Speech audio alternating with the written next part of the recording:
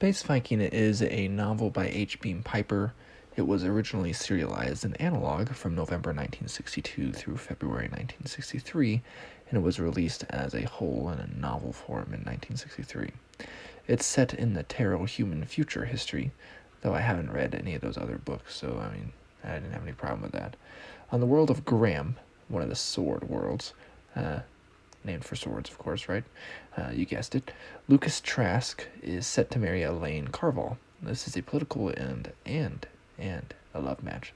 It goes awry when Andre Dunnan, thinking Elaine is being forced into the marriage, crashes the wedding and causes a frigging, pretty much, and then a revenge quest follows.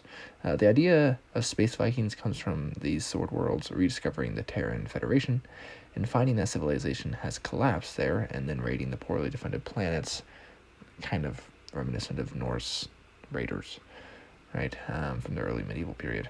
The story takes place in 3 parts of unequal size. There's Graham, Tanith, and Marduk.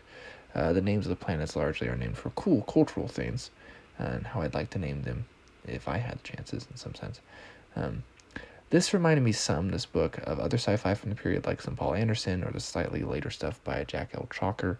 It doesn't romanticize piracy and action so much, but it obviously has biases going on. The right to bear arms is favored by Trask, for example, when a planet has democracy, but he also seems to prefer feudalism and dislikes democracy generally. So that's interesting aspects in the character. But overall, the story is really just a big chase scene, and it's a big revenge story. There is a ship known as the Rocinante, which I think is interesting.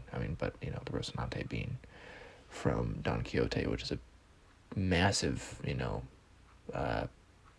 point in literature. It makes sense. So, and while Ryder wrote no sequels to this book, there are a handful of others from authors decades later. I'm not sure if I plan on reading them. I mostly read this one because of the word Vikings, honestly. I like to read books about Vikings.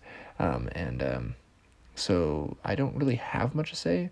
I do hear some good things about other books by H. Beam Piper, but this one doesn't really stand out as particularly worth your time as far as 1960s sci-fi is concerned. There are definitely better, more worthwhile sci-fi books from the 60s. So, but it's not terrible. It definitely wasn't a huge waste of time. It's also not a very large book. Pretty typical of the size for the 60s as well. So, anyways, I'm glad I read it. We'll see what else I read by H. Beam Piper, though. And again, not very memorable, all things considered. Cover's nice, though. Anyways, Lane from Lynn's Lyceum. I'll catch you next time.